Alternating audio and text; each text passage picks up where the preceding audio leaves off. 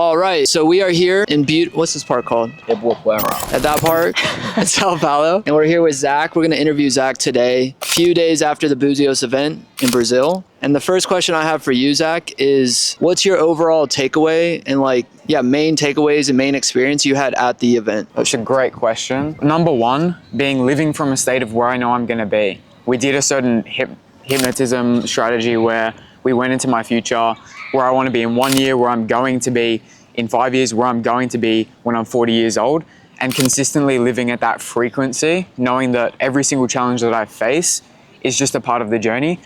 Living from abundance, not scarcity. That's definitely helped over the past few days when you have negative sales calls, and just building that discipline of bringing that frequency back up. That's number one. Number two, there was a talk that Tommy did, and there was one sentence that he said, and it was, "I cannot afford bullshit." And for me, I feel like over the past few months, there have been some situations where I've been asked to do one thing and then they expect me to do more or whatever it might be on sales calls, etc. And do not tolerate bullshit, or I cannot afford bullshit, meant a lot to me, because in my mind, I've got one path to go down, and anything off of that path is bullshit, which means that I'm not serving my family to my best ability, or I'm not serving my purpose to my best ability. That's two. Third, Jack said something, and it was along the lines of setting the standard, or I am the set point. I'm the reference point. I'm the reference point. Yeah. And looking at everything in my life where I've competed and actually tried my best, I look back and I did set the reference point. And going forward, it's the exact same mentality of when people want to look at the top closer and see what they can earn, having that mentality of I'm that guy. So those are my main three takeaways. One little bonus is it's easy to soar when you're surrounded by eagles. My environment at home is very much, everyone's a pigeon, it's hard to fly. I can still fly, but it makes it harder. Whereas when you're surrounded by absolute killers, it makes it significantly easier. How do you feel being around people inside Born to Close, myself, Jack, Lockie, Chandler, the team? How has that shifted your perspective, if in any way, in terms of the way you should show up and approach things to get to your goals? The way that it shifted my approach, I'll take certain character traits and perspectives from you guys that serve me the most. For example, the way that Lockie conducts himself on calls, there'll be a part of the call where I'm like, if I enhance my inner Lockie right now, that's going to make the prospect more likely to buy. So instead of being comfortable, I'm going to enhance that. When it comes to perspective, like I'm better than Daniel at sales, what Jack broke down of perspective, like adopting that and thinking, yeah, I am better. What proof is there that Dan is better than me? And then on top of that, seeing what's possible. In 6 months, Lockie making 50K AUD. Why not me as well? Let's say there's a sales rep watching this interview. They're probably half watching, half scrolling, half looking into 10 different mentorships. What advice would you have for someone maybe a few months back to where you were, who's watching this, they're kind of half in, half out? What advice would you have for that rep to get the most out of their sales career using what you kind of learned from the event as well? There was one sentence, that's a great question, that Dan said, and that I'm applying to every facet of my life.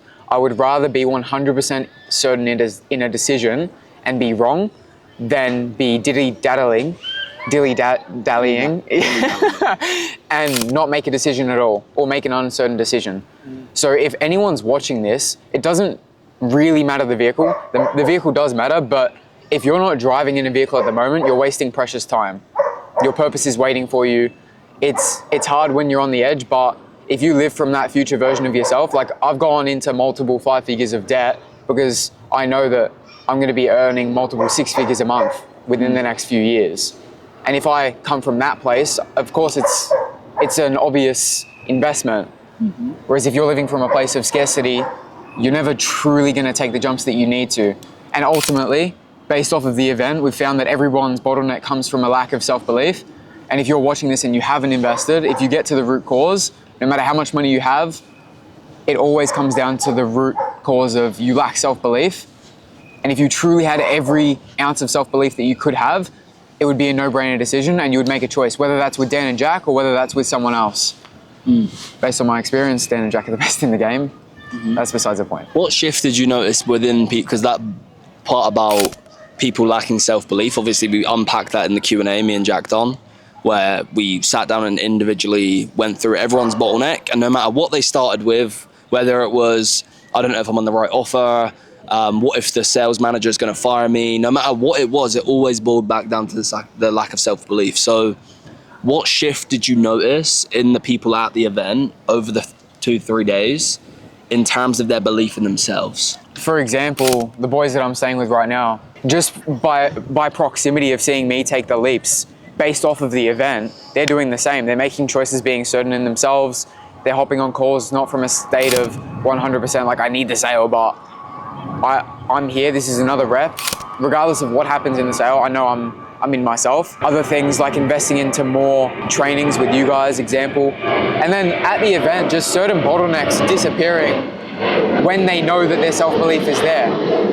For example, Jack's speech went really into where self-belief comes from and where our emotions come from based off of certain mental images. When we switch the emotion based off of the image, you can change anything. And if you can manipulate that, you might as well make it in a positive way. So to answer your question, everybody that I've noticed has astronomically improved their self-belief just via the event. Let's go.